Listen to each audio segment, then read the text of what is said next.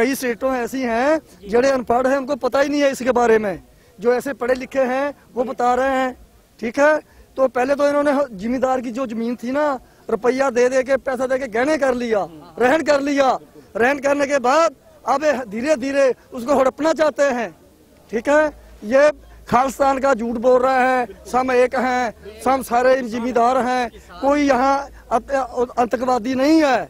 ये हमको जबरदस्ती बना रहे हैं, हमको मजबूर कर रहे हैं खालिस्तान के लिए। पर लेकिन हम ये नहीं चाहते, हम सारे मुसलमान भाई सब एक हैं।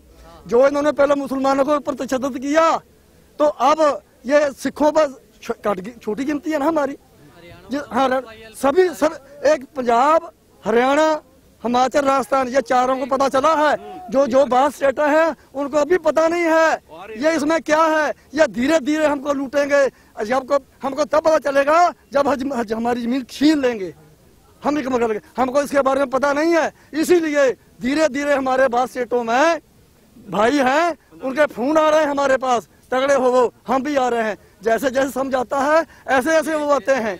ये बिल्कुल गलत मीडिया खबर दे रहा है, ये खालिस्तानी है। नहीं, हम तो एक अनाज पैदा करने वाले हैं। हम रात को अनाज पानी लगाते हैं, हमको ठंड क्या कहती है, कुछ नहीं कहती। हम रात को पानी लगाते हैं, गेहूं उगाते हैं, तो हम हमारे से कणक गेहूं जो है 10 रुपए किलो, 5 रुपए किलो लेके ये 150 रुपया देते हैं। मक्का है 700 रुपया खरीद के 1700 रुपया देते हैं। तो आगे क्या होगा? हम तो सारे एक सार हैं। हम इस बात से मैं सारे वर्ल्ड को बोलूंगा भी ये हमारे भाई सारे इकट्ठे हुए, तो हमारी रोटी का मसला है। हमारी जो जिसमें हम रोटी अन्नदाता, हमको अन्नदाता कहते हैं ना, जय जवान जय किसान। पर लेकिन हम अन्नदाता हैं, ये अनपढ़ है। अनपढ़, एक अनपढ़ कहते हैं ना, ये जिम्मेदार अनपढ़ है। हम तो अनपढ़ हैं, ठीक है। हम अनाज पैदा करते हैं, ये अन्न पढ़ते हैं, अनपढ़ है।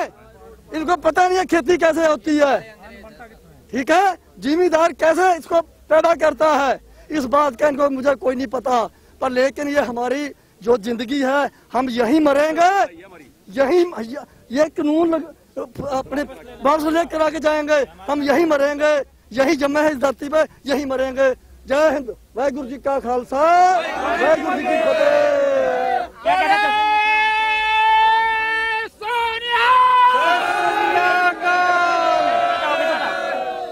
पहले तो हमारे देश पे राज गौरव ने किया था, उनको तो हमारे पुरखों ने, जैसे शहीद भगत सिंह, उधम सिंह। अब हमारे अंदर भी सभी शहीद भगत सिंह है, सभी उधम सिंह है। हम उन काले का ये है अंग्रेज, ये डिवाइड एंड रूल वाला रूल अपना रहे हैं। ये मोदी मादी कुछ नहीं है, उनके दल्ले हैं ये गोरे अंग्रेजों के। हम यहाँ से जब जाएंगे ये काले कानून वापिस लेंगे। और लाल किले पे 26 जनवरी को वो झंडा फहराता है ना नरेंद्र मोदी, अब यहाँ किसान फहराएंगे सभी एक होके लाल किले पे। पहले ये काला कानून वापिस लेंगे, फिर ही लाल किले पे झंडा फहराएंगे, वरना किसान फहराएंगे 26 जनवरी को। वहीं किसान सभी इकट्ठे होंगे। क्या कहना चाहोगे सर आप? सर मैं तो ये कहना चाहूँगा कि मोदी है जो सारे काले कानून वापस ले। और मैं एक थोड़ी लाइनें बोलना चाहता हूँ। मैं ये कहना चाहता हूँ, जे तू बनया प्रधानमंत्री असी बनाया है, जे तेरे तो केतली चाह दी लैके असी तेनू बिठाया कुर्सी ते सानू चाह दी केतली वापस लैके तेनू दोबारा खोखे च बिठाना भी आउंदा है। शुक्रिया आपका। इस प्रोटेस्ट के बारे में क्या कहना चाहेंगे सर? देखो जी, ये पहली बार हमारी देश डेमोक्रेसी है, ठीक है ना। कानून सही है या गलत है वो अलग बात है, ठीक है ना। पहली बात तो उन्होंने एकदम झटके से इसको कानूनों को लागू कर दिया। अगर आपको कोई कानून किसानों के ऊपर लगाने हैं तो कम से कम एक बार उनसे पूछ तो लो, उनसे बात तो करो। आपने तो पार्लियामेंट के मेंबर से भी बात नहीं करी, जो अपोजिशन, उनको बाहर निकाला, ठप्पा लगा दिया। इतनी जल्दी क्या थी, ठीक है ना। तो अभी एक झटका लगाया सारों को, तो पता लग गया कि ये धक्का कर रहे हैं, इसलिए सारे मूवमेंट हमारा इकट्ठा हो गया। तो दूसरी बात ये कह रहे हैं कि हमारे कानून हम बदल देते हैं, जो जैसा आप कहते हो, ठीक है ना। जो फार्मिंग है, हमारा जो मार्केटिंग सिस्टम है वो स्टेट का है। तो अभी ये कानून को अंदर से खोखला भी कर दें, पर उन्होंने उसको सेंटर का बना दिया। उसको खोखला कर धीरे धीरे धीरे धीरे कभी ये बढ़ा दिया, कभी वो बढ़ा दिया। अभी तो सारे इकट्ठे हो गए, फिर धीरे धीरे नहीं इकट्ठे होंगे। तो उन्होंने दोबारा उसी पे ले आना है। तो उन्होंने एक गलती कर दी, एकदम लागू कर दिया। तो ये इनकी गलती रह गई। और अब हमारे सारे इतने में एकदम जागे कि पता लग गया कि हमारी जमीनें जा रही है। तो अभी ये इसलिए खोखला करने की कोशिश कर रहे हैं, चलो कर देते हैं, बाद में धीरे धीरे भाई कभी एक कानून लगा दिया 6 महीने में अगला डाल दिया तो दोबारा उसी पुराने रूप पे आ जाएगा। उनको जो लेके आना वो कर देंगे। मतलब इसीलिए आप चाहते हो कि इसको रद्द ही करना चाहिए? हाँ जी, देखो जी, ये डेमोक्रेसी है, जो पीपल चाहते हैं वो होना चाहिए, ठीक है ना। पहले इसने जीएसटी गलत कर दिया, डीमोनेटाइजेशन गलत कर दिया, तीसरा लॉकडाउन, अभी देखो सारे लोग है, कोरोना ही है ना, तो पूरे देश का नुकसान कर दिया। और चौथा कानून भी इतनी जल्दी में, अभी तेरे को लागू करना है, किसानों को बिठा, फायदे बता क्या है, लोग खुद ही चाहेंगे अपना फायदा, कौन नहीं चाहता। बात करो इतनी जल्दी कि आपने तीन ऑपरेशन गलत कर दिए और चौथा ऑपरेशन पूरे देश पे लागू कर। एक दो स्टेट में लगा के देख ले भाई, तेरे को लग रहा है अच्छा वहां पर प्रॉफिट देखा, हम खुद आएंगे, हम भी हमारे यहाँ भी लगाओ। ऐसा क्या है कि एकदम झटका लगाना है? क्या तेरे दिल में चोर है? प्रधानमंत्री के दिल में कोई चोर है? कोई पीछे से प्रेशर है? वो भी मैं बता देता हूँ क्या प्रेशर है वो। देखो जी, प्रधानमंत्री तो बीजेपी का है और बीजेपी में और भी लोग हैं, मैं भी प्राइम मिनिस्टर बनूं, नितिन गडकरी है, और भी लोग हैं जो चाहते हैं कि उसकी टांग खींच ले। जब तक अडानी अंडानी इसके पीछे है, पैसे की पावर है, पैसे की पावर बहुत ज्यादा होती है, तब तक मोदी को बीजेपी में कोई हिला नहीं सकता, ठीक है ना। तो उसको है मोदी का जो स्टेटस बीजेपी में बढ़ा, क्योंकि शुरू से अडानी के साथ उसके तालमेल थे, गुजराती दोनों भाई, मुकेश अंबानी से हो गए, हजारों करोड़ का मिलता है उसको, हवाई जहाज मिलते हैं। तो बीजेपी में मोदी की तरफ कोई आंख नहीं हिला सकता, क्योंकि इतनी बड़ी फंडिंग कोई ला ही नहीं सकता, ठीक है ना। तो पहला क्वेश्चन, तो उसने अभी मोदी के उसने करोड़ों रुपए, अभी 27,000 करोड़ रुपए इलेक्शन में खर्चा किया उन्होंने इस बार। इन्होंने इलेक्शन में सारा पैसा इन बड़े बड़े व्यापारियों से ही आया, बड़े बड़े इनसे आया। तो अभी क्या होगा? तो जब तक इसको अभी उसको फायदे को उसको इनको वो भी तो देना है, अडानी बानी को अपने जिन्होंने पैसा दिया उसको कुछ फायदा तो देगा। तो उनके हिसाब से रूल बदल रहा है। अडानी अंबानी का आप देखोगे, बाप दादाओं ने पूरी मेहनत करी, 14 बिलियन पे पहुंचे 2014 तक। अब ऐसी क्या उन्होंने 6 साल में ऐसी क्या मेहनत करी, 56 बिलियन पे पहुंच गए, 4 गुना 5 गुना उनकी सैलरी बढ़ गई है, उनकी जो उनकी इनकम थी, जो उनके वेल्थ थी वो बढ़ गई है 56 बिलियन। और अभी वो दुनिया का चौथा 5वां अमीर आदमी बन गया है मुकेश अंबानी, ठीक है ना। तो ये है, ये सिस्टम है। और ये क्या कहते हैं कि जो सरकार का जो सिस्टम आता है, लोगों की लेबर को चुराना। तो जैसे हम गाय भैंस बांध लेते हैं, घर में सिर्फ घास खिलाते हैं, सारा कुछ ही उनके लेबर चुराते हो, तो ये हमारे लिए, उनके लिए हम गाय भैंस है, तो हमारी लेबर है। ऐसा करो, किसानों को सिर्फ खाने के लिए 2 रोटी मिलेगी, खाओ, खेतों में काम करो, हमारे लिए काम करो। तो अभी मुकेश अंबानी को भी डर लगता है, वो क्यों बढ़ाना चाहते हैं? उनको ऑलरेडी इतना पैसा की सारी जिंदगी खा सकते हैं, क्यों बढ़ाना चाहते हैं वो? देखो पिछली बार कांग्रेस के राज में अंबानी अनानी के पेट्रोल पंप लगे थे, वो चला नहीं पाए, अभी उनके पास उतनी पावर नहीं थी, क्योंकि सरकार में इस बार क्या उन्होंने सरकार को अपनी जेब में डाल लिया, ठीक है ना। अभी सरकार जेब में डाल लिया, अभी साला कोई आगे नहीं बोल सकता ना उनके।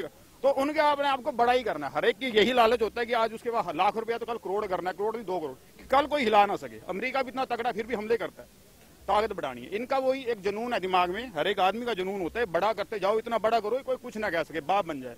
तो वही है, पूरा इंडिया कानून अपने हाथ में होगा, पूरा एग्रीकल्चर उनके हाथ में होगा, पूरा पेट्रोलियम उनके हाथ में होगा, पूरा ट्रांसपोर्ट उनके हाथ में होगा, पूरा नेटवर्क जियो उनके हाथ में होगा। तो कौन हिला पाएगा? बाप में। बस वही हिसाब है। तो हमें अपने हकों के लिए लड़ना है, और जितने तरीके से मिलके हम रहेंगे। डेमोक्रेसी है, डेमोक्रेसी में क्या किया, जॉर्जिया में क्या हुआ, वहां पर पुलिस का पूरा करप्शन था। तो जॉर्जिया में क्या हुआ, पूरे लोग इकट्ठे हो गए, तो उन्होंने रातों रात पूरी पुलिस को फायर कर दिया।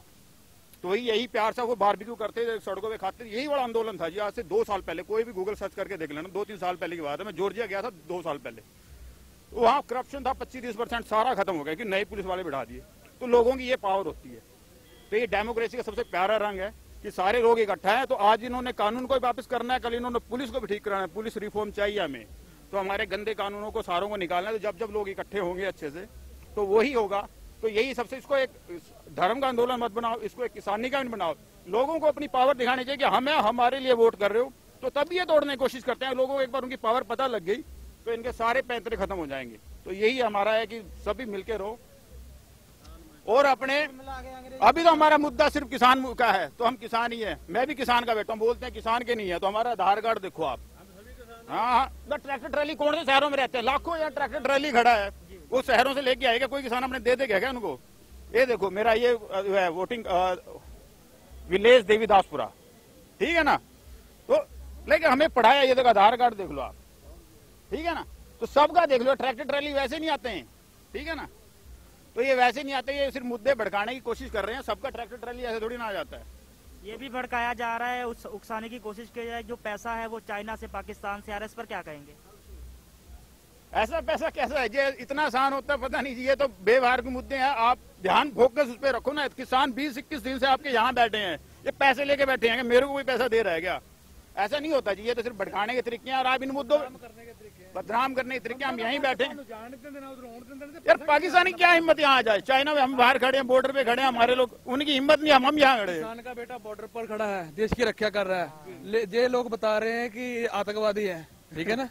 वो बॉर्डर पर रक्षा कर रहा है, चाइना से लड़ाई होती है तो वहां पर वो मरता है किसान का बेटा। आपके बच्चे नहीं बात, आपके बच्चे नहीं, ये देश के बच्चे हैं वो, सही बात कि नहीं। किस लिए वो आतंकवादी बोलते हैं? अभी किसान इनको आतंकवादी लग रहा है, अपने हक मांग रहे हैं। जो मोदी है वो अपने हंकार में है, औरंगजेब जैसे औरंगजेब था जैसे हंकार में, ऐसे मोदी हंकार में है, अपना हंकार नहीं छोड़ना चाहता।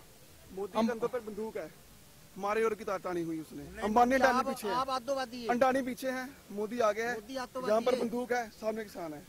ये चल रहा है वाला किसान। मोदी को दिख नहीं रहा इतना किसान, और इतने दिन से इतनी ठंड में आ रहे हैं।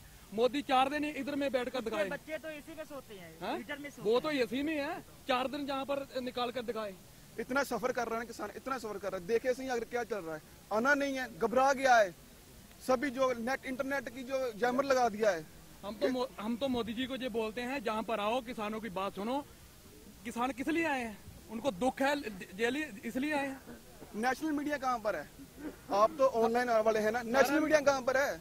सारा मीडिया जो मोदी ने लोगों की समस्या वही भाई, जो मीडिया होता है ना वो सच है कि सच दिखाए सबको। कहाँ पर मीडिया? हाँ जी, सभी लोग बिजी है, किसान भी बिजी है अपने खेतों में। क्यों इधर आया? किस लिए आया? कितने दिन हो गया उसको इधर आया हुआ? अपने हक के लिए आया। कोई पागल थोड़ी है इधर में आकर बैठ जाए इतनी ठंड। देखो भाई, ठंड देखो कितनी ठंड पड़ रही है, कोहरा पड़ रहा है। सुबह 6 बजे 5 बजे आओ, कैसे वो कितनी ठंड होती है। ऐसे फुटपाथ पे लेटा हुआ है, अपने हकों के लिए आया है।